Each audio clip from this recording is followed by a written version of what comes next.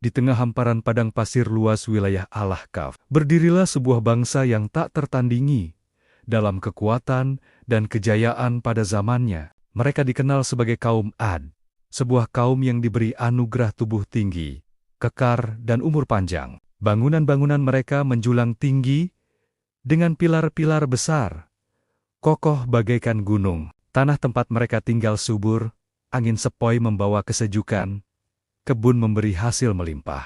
Hujan turun tepat waktu, menghidupkan ladang-ladang dan lembah hijau. Tidak ada bangsa lain yang mampu menandingi kemakmuran mereka. Mereka bangga, sombong, merasa dunia milik mereka semata. Namun di balik kemegahan itu, hati mereka mulai gelap. Mereka tidak lagi mengenal Sang Pencipta. Mereka membuat patung-patung raksasa, menyembahnya siang dan malam, memberi kurban seakan batu dan kayu itu mendengar permohonan. Mereka percaya kekuatan mereka berasal dari diri sendiri, bukan dari Allah. Seiring waktu, sifat congkak menguasai mereka. Mereka mengejek kaum lemah, memeras hak sesama, dan menertawakan siapapun yang mengingatkan tentang kebaikan. Di tengah kesesatan itu, Allah memilih seorang laki-laki mulia dari keturunan Merekahat bin Shaleh, seorang yang berakhlak jujur, bijak, serta disegani sejak muda. Adu tumbuh dengan hati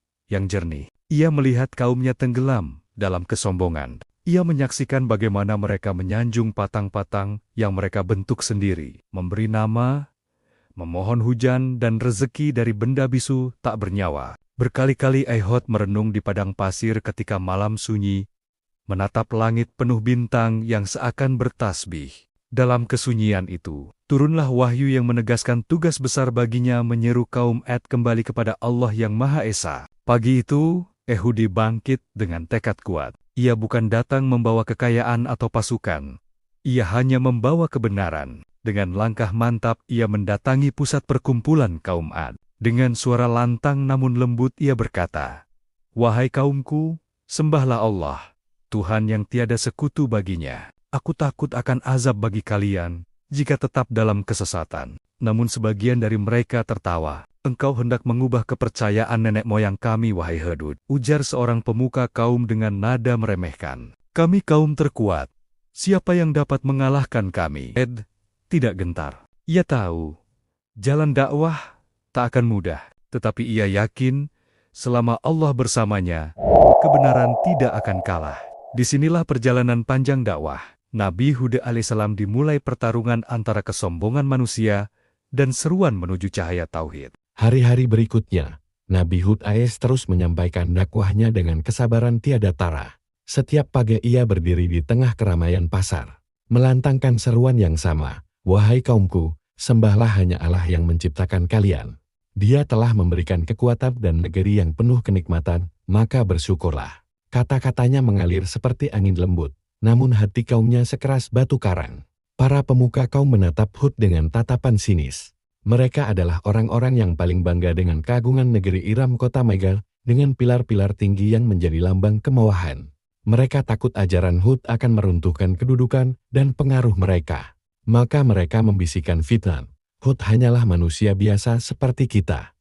Kenapa kita harus mengikutinya?" Bisikan itu menyebar dari mulut ke mulut, membuat sebagian orang ragu untuk mendengarkan seruan Hud. Meski begitu, Hud tak pernah lelah. Ia mendatangi rumah demi rumah, berbicara lembut, mengingatkan tentang nikmat dan karunia Tuhan. Ada beberapa orang yang mulai tersentuh, terutama dari kalangan yang sederhana. Mereka melihat ketulusan dalam sorot mata Hud. Namun di saat mereka mulai mendekat, para bangsawan menghadang. "Hati-hati. Hud ingin merebut kekayaan kita," teriak mereka. Ketakutan membuat sebagian mundur kembali. Suatu hari, Hud kembali mengumpulkan mereka di lapangan luas, di bawah langit yang cerah. "Aku tidak meminta harta atau kedudukan dari kalian," katanya tegas. "Upahku hanya dari Allah. Aku hanya ingin kalian selamat dari azab yang akan datang jika kalian tetap dalam kesombongan." Kaum Ad terdiam sesaat, namun kemudian gemuruh tawa pecah. Mereka mengejek, "Azab? Lihatlah kami. Tubuh kami kuat, bangunan kami kokoh. Siapa yang mampu menghancurkan kami?" Seorang pemimpin mereka maju sambil menepuk dada. "Tidak ada yang lebih kuat dari kami selain waktu yang membuat toa." Sorak-sorai kembali menggema. Hud menatap mereka dengan penuh iba. Kalian lupa, ucapnya pelan namun menusuk hati, bahwa Allah lah yang menguatkan kalian. Jika Dia menghendaki, kekuatan kalian tak berarti apa-apa. Namun kesombongan telah menutup mata mereka. Bagi kaum Ad, kekuatan fisik adalah segalanya. Mereka tidak pernah membayangkan bahwa kemurkaan Allah bisa datang dalam bentuk yang tak terduga. Meskipun ditolak, Hud tidak pernah membalas cercaan dengan amarah. Dalam doanya pada malam hari, ia memohon, "Ya Allah, lembutkan hati mereka, bukakan pintu hidayat bagi kaumku." Kadang ia termenung sendirian di padang pasir, merasakan angin gurun menyapu jubahnya. Dalam kesunyian, tekadnya semakin kukuh. Tugasnya bukan memaksa, tetapi menyampaikan hidayah milik Allah semata. Penolakan demi penolakan terus datang. Bahkan suatu ketika, sebagian pemuka kaum mengusir Hud dari majelis. "Jika engkau tidak berhenti, kami akan menyakitimu," ancam mereka. Hud memandang dengan tenang, "Aku hanya menyampaikan perintah Tuhanku. Jika kalian berbuat buruk padaku, Allah akan menjadi pelindungku." Semakin keras Hud menyeru kepada tauhid, semakin angkuh kaum Ad membalasnya. Mereka mulai menantang, "Jika benar ancamanmu, datangkanlah asap itu kepada kami. Kami ingin melihat apakah Tuhanmu mampu menaklukkan kami." Kata-kata itu menusuk langit, seakan menantang kebesaran Allah. Hud menggigil, bukan karena takut kepada manusia, melainkan karena ia tahu permintaan itu suatu hari akan dijawab. Di balik penolakan tersebut, Hud tetap berdiri teguh, keyakinannya tak tergoyahkan. Di setiap penghinaan, ia melihat kasih Allah yang memberinya kesempatan untuk lebih sabar. Dakwah ini adalah jalan panjang, dan Hud siap menapakinya. Masa ujian bagi kaum Ad baru saja dimulai, langkah pertama menuju takdir yang akan mengguncang tanah Iram. Berlalu, dan semakin terlihat jelas bagaimana hati kaum Ad tertutup dari kebenaran. Mengabaikan seruan Nabi Huda alaihissalam, tetapi mulai menjadikannya bahan ejekan. Mereka, sebagian memalingkan wajah, sebagian lagi melontarkan kata-kata kasar. Tidak memiliki kekayaan, tidak pula kekuatan lebih dari kami. Seakan dunia ini tunduk sepenuhnya pada kehendak mereka. Mereka di setiap kesempatan. Ia berdiri di hadapan para pemimpin kaum yang tengah berbangga dengan bangunan raksasa yang baru mereka dirikan. Seakan menggapai langit, dibangun sebagai lambang kejayaan. Ewed kembali berkata, "Kalian membangun bangunan tinggi dengan tujuan kesombongan, bukan untuk bersyukur. Hari di mana kekuatan kalian akan dihancurkan oleh Allah, seorang bangsawan yang paling congkak maju ke depan." Katanya dengan nada merendahkan, "Jika benar engkau Rasul, tunjukkan bukti. Datangkan mukjizat yang dapat kami lihat dengan mata kami." Mukjizat adalah kehendak Allah. Tugas utusan hanyalah menyampaikan, adalah kehidupan kalian sendiri. Kalian diberi kekuatan, rezeki, tanah yang subur. Menolak jawaban itu. "Kami tidak percaya padamu, Hud. Sejak engkau datang, kami merasa rezeki berkurang. Namun hati yang gelap selalu mencari alasan untuk menolak kebenaran. Aku tidak membawa kesialan. Itu datang dari kekafiran kalian sendiri. Allah akan menurunkan keberkahan dari langit dan bumi." Semakin berani menantang. "Datangkanlah apa yang kau ancamkan. Kami ingin melihatnya di antara pilar-pilar Iram yang angkuh." Ia tahu kata-kata itu bukan sekadar emosi mereka terhadap Allah. Agar Allah memberi kesempatan terakhir bagi mereka untuk berpikir.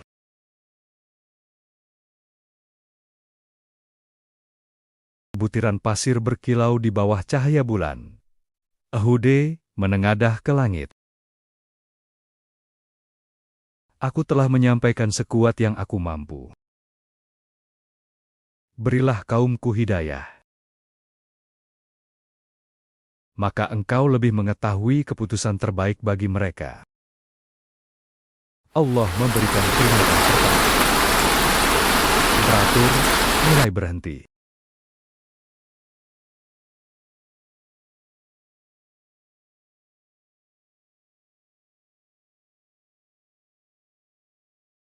Menurun airnya. Kaum Ad justru berkata, cuaca buruk hanyalah kebetulan. Berhala-berhala kami, mereka pasti mengembalikan hujan. Berhentilah menyembah patung yang tidak mampu mendengar atau menolong. Allah, Dia Maha mendengar, Maha mengabulkan doa. Menolak keras. Bahkan mereka mulai menjauhi siapapun yang mencoba mengikuti pemuda yang menunjukkan ketertarikan pada dakwah Wed. Teman-temannya mengolok-olok dan menakut-nakutinya, hingga ia mundur dengan rasa malu. Kegelisahan itu, Edo tetap menjadi cahaya ketenangan. Terutama mereka yang merintih kekurangan air. Niscaya Allah akan membuka kembali pintu hujan. Jika Tuhanmu benar, mintalah hujan turun sekarang.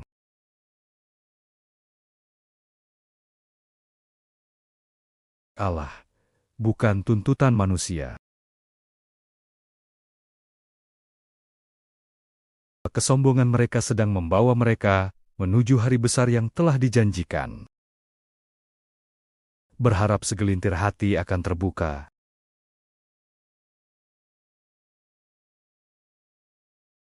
Persimpangan dan kaum Ad kian melangkah ke arah yang salah. Musim kemarau, yang awalnya dianggap sepele, berubah menjadi bencana berkepanjangan. Setahun berlalu, tanpa setetes hujan pun, matahari menggantung garang di langit Iram, membakar tanah yang dulu hijau. Daun-daun berguguran, kebun kurma meranggas, sungai mengering menjadi celah tanah pecah-pecah. Binatang ternak mati satu persatu. Namun hati kaum Ad masih keras seperti batu. Di tengah penderitaan, bukannya bertaubat, mereka malah semakin sombong. Setiap hari mereka pergi ke tempat berhala besar.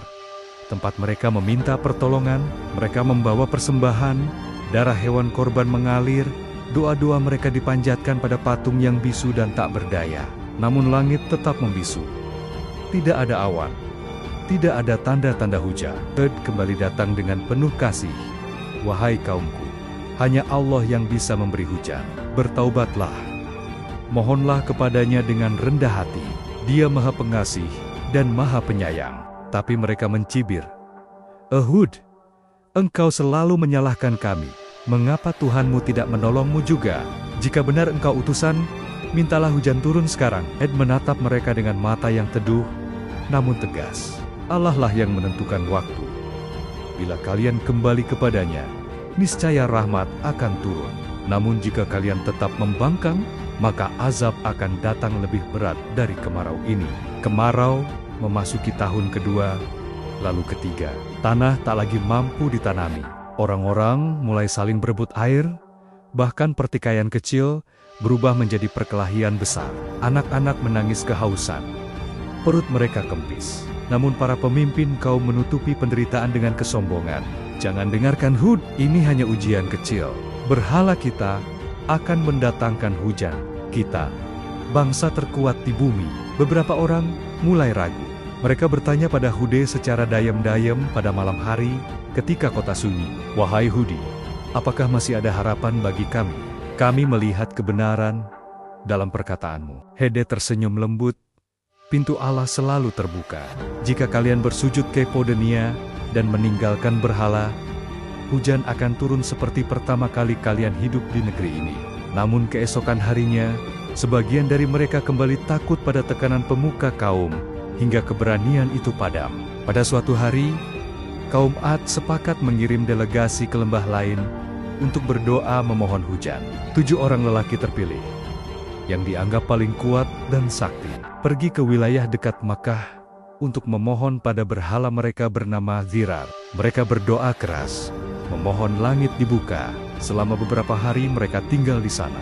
Pada hari ketiga, tampak awan hitam mengumpul di kejauhan. Mereka bersorak kegirangan, "Ini jawaban doa kita."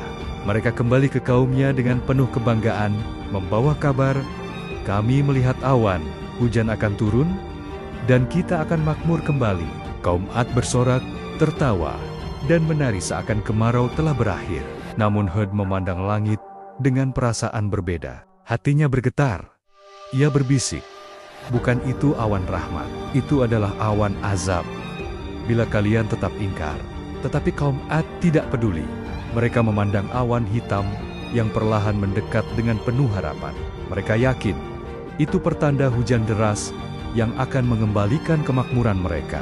Mereka tidak tahu bahwa awan itu membawa sesuatu yang jauh berbeda dari yang mereka bayangkan, sesuatu yang kelak akan mengubah sejarah mereka selamanya. Hari itu, langit yang selama bertahan-tahan cerah dan kering mulai berubah warna. Dari kejauhan terlihat awan hitam tebal menggulung perlahan, seperti raksasa yang bangun dari tidur panjang. Kaum Ad berlari keluar rumah, mengangkat tangan ke langit dengan wajah penuh sukacita. Mereka berteriak, "Inilah hujan yang kita tunggu. Berhala kita mendengar doa kita." Tawa menggema di antara pilar-pilar Iram. Orang-orang saling berpelukan, berharap kebun kembali hijau, sungai kembali mengalir. Namun, Nabi Hud alaihissalam berdiri di pinggir kota dengan wajah sendu. Ia memandang awan itu dengan mata yang memahami takdir. "Wahai kaumku," seru Hadod, "itu bukan awan baik, itu adalah azab yang kalian minta dengan kesombongan kalian.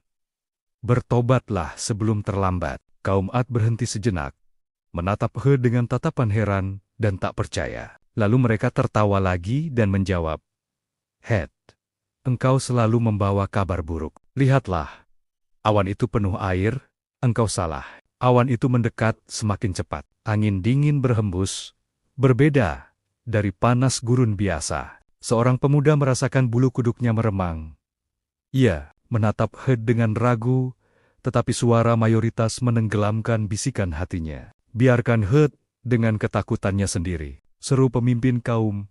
"Ini adalah kemenangan kita." Tidak lama kemudian terdengar suara gemuruh dari langit, bukan suara hujan, tetapi seperti ribuan lembu mengamuk. Petir menyambar tanpa cahaya, hanya suara yang merobek udara. Angin mulai bergerak, ringan pada awalnya, kemudian kuat seperti cambuk tak terlihat. Pasir gurun berputar membentuk pusaran besar. Atap rumah berderit, pohon kurma miring terhempas. Kaum Ad masih bertahan dengan keyakinan semu. Ini hanya angin pembawa hujan. Berdiri bersama para pengikutnya yang sedikit, ia berkata kepada mereka, "Bersiaplah, Allah telah memerintahkanku untuk menjauh. Kumpulkan keluarga kalian, dan kita menuju tempat perlindungan yang Allah janjikan." Dengan penuh ketaatan, mereka mengikuti Hud meninggalkan kota Iram. Sementara itu, kaum yang ingkar tetap menatap langit dengan penuh kesombongan. Ketika awan hitam benar-benar tiba di atas kepala mereka, angin mulai menderu lebih keras. Bangunan yang kokoh retak di dasar. Pilar-pilar tinggi yang mereka banggakan mulai bergoyang. Ternyata awan itu tidak membawa setetes air pun, justru membawa angin dingin yang mematikan. Angin yang Allah kirimkan sebagai azab yang telah lama diperingatkan Hud. Hari pertama, angin merobohkan sebagian rumah. Kaum Ad masih menyangkal, besok pasti hujan turun. Hari kedua, angin semakin kuat. Pohon-pohon tercabut dari akar, binatang ternak terlempar seperti daun kering. Hari ketiga, teriakan mulai menggantikan tawa. Orang-orang berlari mencari perlindungan, namun tidak ada tempat aman dari angin itu. Ad dan para pengikutnya menyaksikan dari kejauhan, tidak dengan kebencian, tetapi dengan perasaan campur aduk, sedih, pedih, dan takjub atas ketetapan Allah. Mereka mendengar suara jeritan kaum Ad yang sebelumnya begitu angkuh. Angin itu berhembus selama 8 hari 7 malam tanpa henti, menghancurkan segala yang ada. Laki-laki perkasa terlempar seperti jerami. Tubuh besar mereka yang dahulu dibanggakan, kini tidak berarti apa-apa di hadapan kuasa Allah. Di tengah kekacauan, sebagian kaum Ad menangis memanggil Hud, "Tolong kami beriman sekarang." Namun pintu taubat telah tertutup. karena mereka hanya beriman saat azab sudah datang di hadapan mata. Janji Allah telah tiba, dan tidak ada yang dapat menghentikannya. Kota Iram perlahan berubah menjadi puing-puing. Hud menundukkan kepala. Suaranya lirih dalam hati. Ini adalah akibat dari kesombongan mereka. Ya Allah, jadikan kami hamba-hamba yang bersyukur. Angin terus menyapu hingga bumi menjadi sunyi. Tidak ada lagi teriakan. Tidak ada lagi kekuatan yang mereka banggakan. Yang tersisa hanyalah puing dan kenangan tentang bangsa besar yang runtuh karena kesombongannya sendiri. Hari berganti hari, dan angin yang Allah turunkan terus menderu tanpa belas kasihan. Tidak ada jeda, tidak ada ruang bagi kaum Ad untuk bernapas. Pada hari pertama, mereka masih berkata dengan sombong bahwa badai ini akan berlalu. Pada hari kedua, mereka mulai merasakan ketakutan yang belum pernah menyentuh dada mereka sebelumnya. Pada hari ketiga, rumah-rumah megah yang mereka banggakan mulai rubuh satu persatu. Pilar-pilar tinggi yang dulunya menjadi simbol kejayaan, kini patah seperti ranting kering. Hari keempat, tidak ada yang mampu berdiri tegak menghadapi kekuatan angin itu. Orang-orang perkasa terhempas, tubuh mereka melayang jauh sebelum jatuh membentur tanah. Jeritan memenuhi udara, bercampur dengan suara badai yang seperti ribuan teriakan kemarahan. Hud, As, dan para pengikutnya menyaksikan dari tempat aman yang Allah perintahkan. Mereka tidak sedang bersorak atas kehancuran itu, melainkan menangis dalam diam terhadap kaum yang dulu hidup makmur, namun lupa pada Tuhan. Pada hari kelima, angin bertambah dingin, menusuk tulang. Bayi-bayi menangis kelelahan. Perempuan meratap.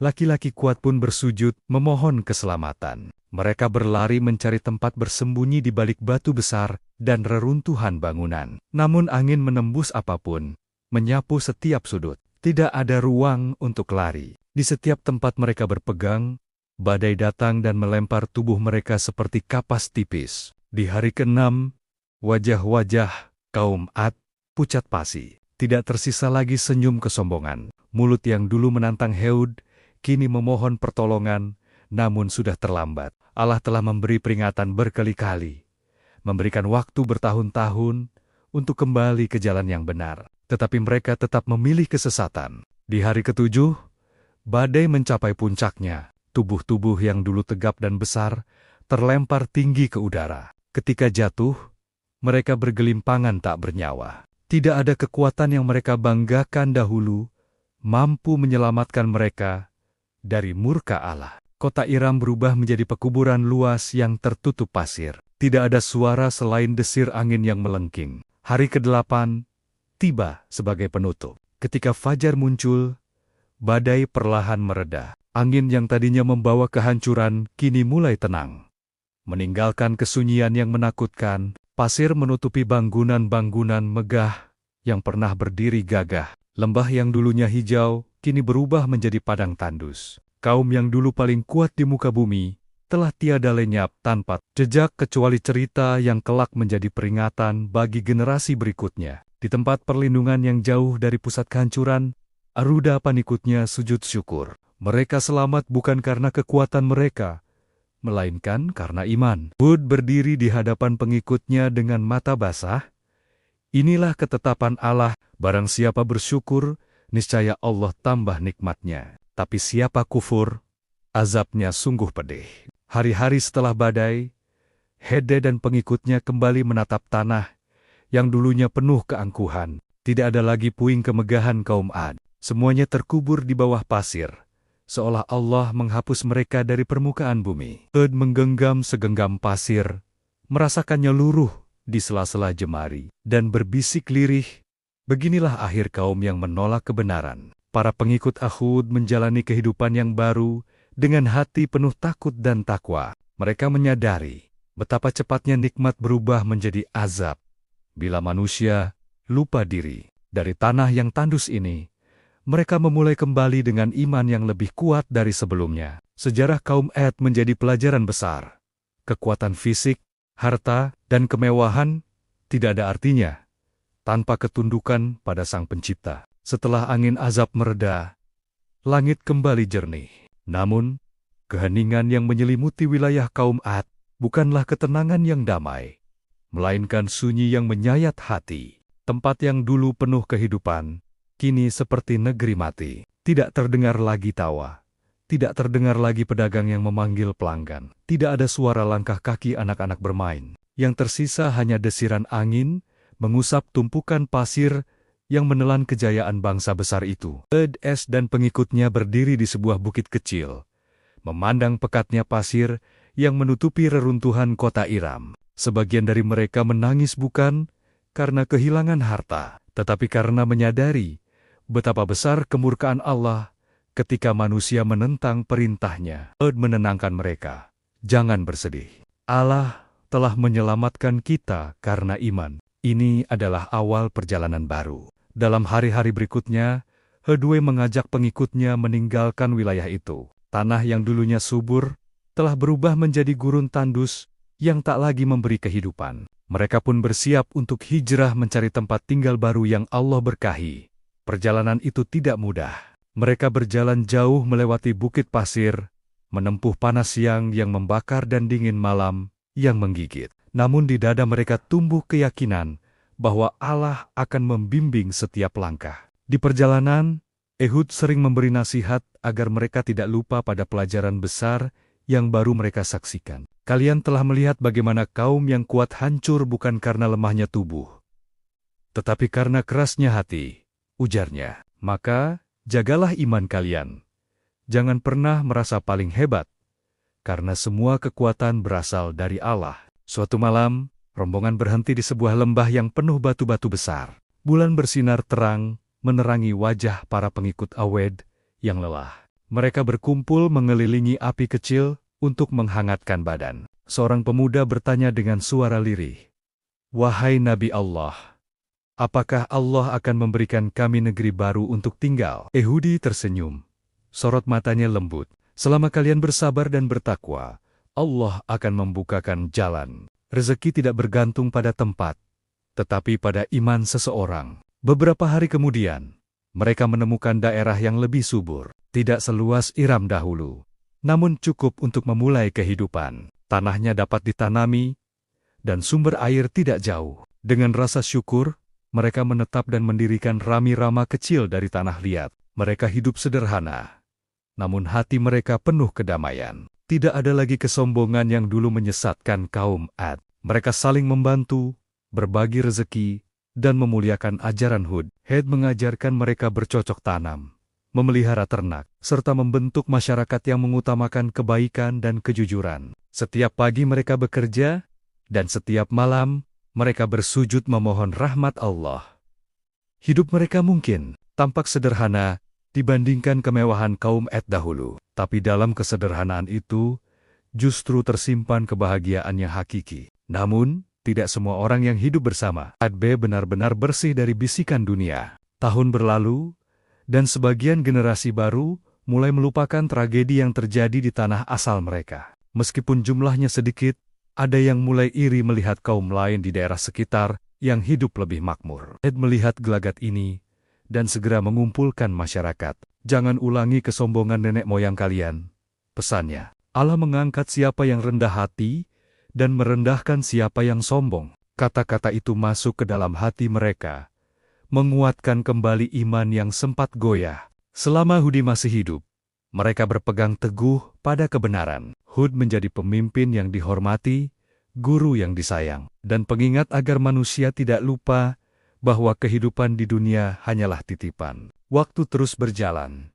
Negeri tempat Heo dan para pengikutnya bermukim perlahan, tumbuh menjadi pemukiman yang tertata rapi. Anak-anak tumbuh dalam didikan iman. Perempuan menyiapkan makanan dari hasil bumi yang mereka tanam, sementara para laki-laki mengerjakan ladang dan menggembala ternak. Meski kehidupan mereka sederhana, namun kedamaian yang menyelimuti terasa jauh lebih berharga daripada kemegahan kaumnya dahulu yang berakhir dalam kehancuran. Setiap pekan, Hedu mengumpulkan kaumnya di sebuah lapangan kecil dengan pohon besar di tengahnya. Udara sore yang hangat menemani majelis itu. Dari duduk bersila, Hed menyampaikan nasihat, menceritakan kembali kisah masa lalu sebagai pengingat. "Sesungguhnya Allah tidak melihat besar tubuh kalian atau megahnya rumah kalian. Allah melihat hati kalian. Jika hati kalian bersih, hidup kalian akan diberkahi. Para penduduk menyimak dengan khusyuk. Tidak sedikit dari mereka yang masih terbayang bagaimana angin azab merobek negeri Ad. Ketakutan itu membuat mereka malu bila ingin kembali pada kesombongan. Namun Hud tidak ingin mereka hidup dalam ketakutan semata. Ia ingin mereka mencintai Allah dengan hati yang lembut dan penuh syukur. Maka ia sering berkata, cinta kepada Tuhan bukan hanya takut pada ozabnya, tetapi juga bersyukur atas nikmatnya. Di antara kaum Hud, ada seorang pemuda bernama Samir, terkenal karena kecerdasan dan keberaniannya. Samir sering membantu Hud menyebarkan ajaran kepada generasi muda. Ia mengajarkan nilai kerja keras, sopan santun, dan pentingnya tidak meremehkan sesama. Samir bertanya pada Hude suatu malam, ketika bintang bersinar terang, "Wahai Nabi Allah, apakah manusia di masa depan akan mengingat kaum Ad?" Hude tersenyum. Pandangannya jauh ke langit. Mereka yang bijak akan mengingat, namun banyak pula yang akan lupa. Begitulah manusia. Hud menyadari bahwa waktu yang diberikan Allah kepada dirinya tidak selamanya. Usianya telah melewati banyak perjalanan. Rambutnya mulai memutih.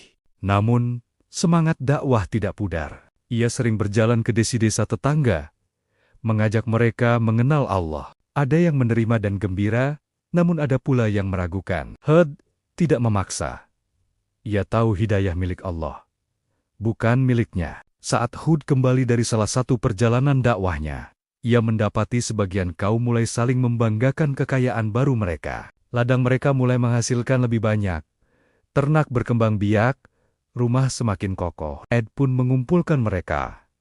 Suaranya lembut namun tegas.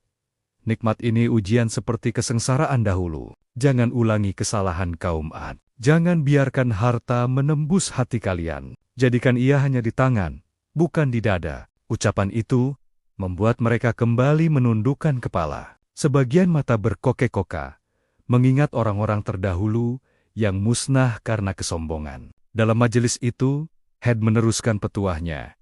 Ingatlah wahai kaumku, dunia hanya sebentar, akhirat jauh lebih kekal. Barang siapa hidup dengan iman, ia telah memiliki kekayaan terbesar. Hud membimbing kaumnya tidak hanya dengan kata-kata, tetapi juga contoh perbuatan. Ia membantu orang sakit, mengurusi yatim, dan memaafkan yang bersalah. Kepribadiannya menjadi cerminan akhlak seorang nabi yang dipilih Allah. Orang-orang mencintainya bukan karena kekuasaan, tetapi karena kebaikan yang lahir dari hatinya. Malam-malam Ahud sering diisi dengan sujud panjang dan doa. Ia memohon agar generasi setelahnya tidak lupa pada iman. Terkadang ia menatap horizon, mengingat masa ketika dirinya berdiri menantang kesombongan kaum Ad seorang diri. Kini ia berdiri bersama kaum beriman.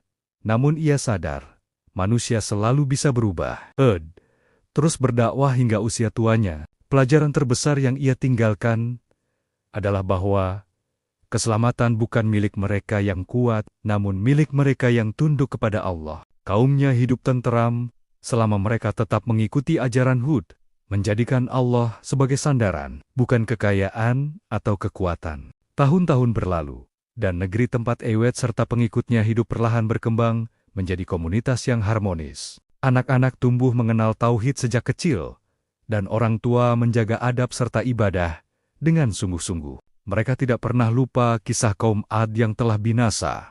Cerita itu menjadi pelajaran yang selalu dikisahkan dari generasi ke generasi seperti bara yang menjaga hati tetap hangat dalam keimanan. Namun, waktu tidak pernah berhenti. Rambut Nabi Hud as-salam semakin memutih.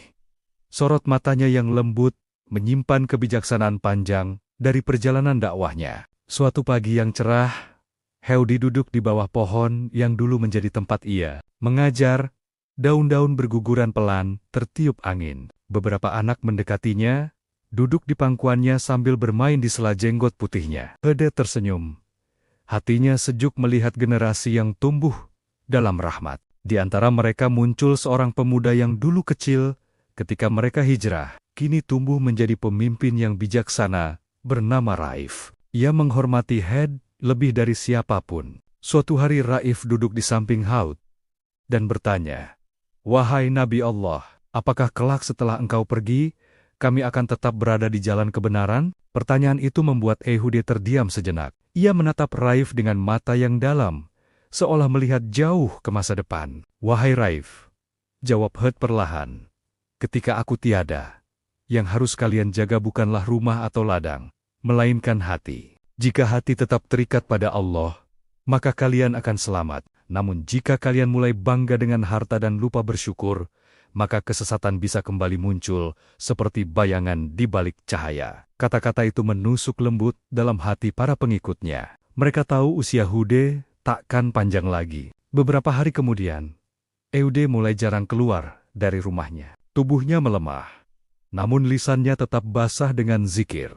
Orang-orang berdatangan bergantian untuk menengok beliau. Mereka duduk di sampingnya, meminta nasihat terakhir. Ed berkata pelan, "Jadilah umat yang saling mengasihi. Jangan sombong walau kalian diberi kekayaan. Kenanglah kaum Ad, agar kalian tidak mengulang kesalahan mereka." Pada suatu malam, suara angin bertiup lembut. Langit dipenuhi bintang yang berkelip, seakan memberi salam terakhir kepada seorang kekasih Allah di bumi. Ed memanggil keluarganya dan para sahabat terdekat. Dengan suara tenang, ia bersabda, "Aku titipkan kalian pada Allah. Jangan pernah berhenti berdoa. Jangan pernah jauh dari Al-Haq." Lalu ia mengangkat tangannya dengan sisa tenaga, berdoa agar keturunannya dijaga dalam ketaatan. Tak lama kemudian, Hud menutup mata dengan senyum damai. Ruhnya kembali kepada Allah dengan lembut, seperti embun yang kembali ke langit pagi. Tangis pecah di seluruh negeri. Anak-anak menangis memanggil nama beliau. Wanita meratap dengan rasa kehilangan, dan para pria sujud, memohon kekuatan menghadapi dunia tanpa nabi mereka. Di tengah, mereka mengurus jenazah Hudi dengan penuh hormat, memandikannya di bawah sinar matahari pagi yang hangat. Setelah dikafani, mereka membawanya dengan takbir yang menggema memenuhi lembah. Udara terasa berbeda. Ada kesunyian yang mulia. Seakan alam pun ikut menghormati kepergian seorang nabi yang sabar dan penyayang. Ehud dimakamkan di tanah yang dulu ia pilih sebagai tempat menetap. Batu sederhana diletakkan di kepalanya, tanpa kemewahan, karena kemuliaan Hud bukan pada makam, tetapi pada iman dan amalnya. Hari-hari setelah wafatnya Hud, kaum beriman berjanji menjaga pesan beliau, namun mereka tahu ujian akan datang sebagaimana pernah menguji kaum terdahulu. Kepergian Hud bukan akhir, melainkan ujian baru. Apakah mereka tetap taat setelah tak ada lagi nabi yang menuntun langsung? Malam itu, Raif berdiri di sisi makam Hud, menatap langit. "Kami berjanji tidak akan melupakanmu," bisiknya, "dan kami akan terus memegang janji iman ini." Angin berhembus lembut seakan menjawab, membawa ketenangan bagi mereka yang bersyukur. Sejak kepergian Nabi Hud alaihissalam, kehidupan kaum yang beriman terus berjalan. Mereka mengurus tanah yang dulu gersang menjadi subur, menanam pohon-pohon, kurma hingga tumbuh rindang, dan membangun rami-rama sederhana, namun penuh kasih. Setiap pagi mereka berkumpul untuk salat, memanjatkan syukur atas nikmat Allah. Anak-anak tumbuh dengan cerita tentang Hud tertanam dalam hati mereka, bukan hanya sebagai dongeng, tetapi sebagai pedoman hidup yang tak lekang oleh waktu. Raif, yang dipercaya menjadi pemimpin setelah Hud, selalu mengingat pesan gurunya.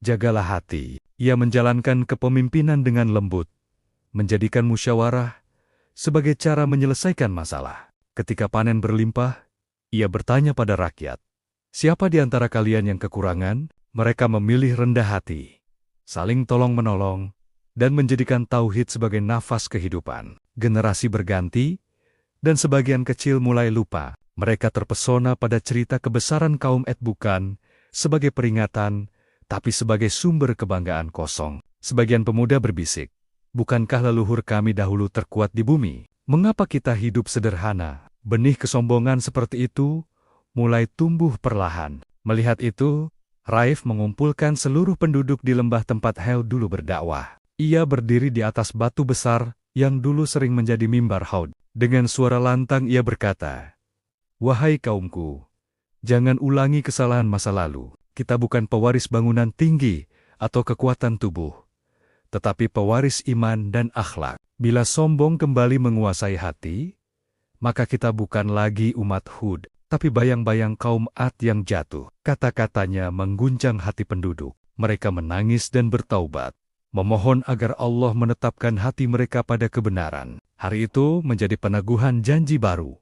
Generasi penerus memilih kembali jalan Hud, menjaga iman agar tidak pudar oleh hawa nafsu dan dunia. Waktu terus berjalan hingga nama E2011 dikenal jauh melewati generasi. Sampai akhirnya kisahnya diabadikan dalam Al-Quran sebagai pelajaran bagi umat manusia hingga akhir zaman. Kisah itu mengajarkan bahwa kemegahan tanpa iman hanya debu yang diterbangkan angin, bahwa kekuatan sejati bukan pada tinggi bangunan atau banyaknya harta, melainkan pada keteguhan hati dalam menyembah Allah. Dari perjalanan Nabi Hud alaihissalam, ada beberapa hikmah yang dapat direnungkan. Kesombongan adalah awal kebinasaan. Kaum Ad binasa bukan karena miskin, tetapi karena merasa paling kuat dan menolak kebenaran. Dakwah memerlukan kesabaran. Hud tidak pernah membalas hinaan dengan amarah. Ia berdakwah hingga akhir hayatnya dengan kasih sayang, hidayah milik Allah. Nabi hanya menyampaikan, tetapi hati manusia alila yang membolak-balikan. Nikmat harus disyukuri. Ketika nikmat menjadi alasan sombong, maka nikmat itu dapat berubah menjadi azab. Sejarah adalah cermin. Kisah kaum Ad bukan sekadar masa lalu, tetapi pelajaran untuk masa kini dan masa depan. Di akhir bab ini, bayangkan sebuah lembah yang tenang, angin berhembus lirih, melewati makam Nabi Hud alaihissalam, membawa pesan bagi siapapun yang membaca kisahnya. Jangan pernah merasa paling kuat, karena kekuatan sejati adalah kembali kepada Allah. Langit biru menaungi lembah itu, seolah menjadi saksi bahwa risalah Hud akan terus hidup selama manusia masih membaca dan mengambil pelajaran darinya. Kaum beriman kemudian melanjutkan kehidupan dengan damai. Mereka berdiri setiap pagi dengan zikir, mengingat bahwa hidup adalah titipan singkat, dan bahwa kebahagiaan sejati bukan pada kejayaan dunia, melainkan pada ridha Allah yang kekal. Dengan demikian, kisah Nabi Hud alaihissalam bukan hanya cerita sejarah, melainkan cahaya petunjuk yang menembus zaman. Semoga kita termasuk golongan yang mengambil ibrah, tidak seperti kaum Ad yang tertipu oleh kekuatan mereka sendiri. Terima kasih. Bila Anda terhibur, silakan subscribe, like, share, dan komen, agar Anda tidak ketinggalan video terbaru kami.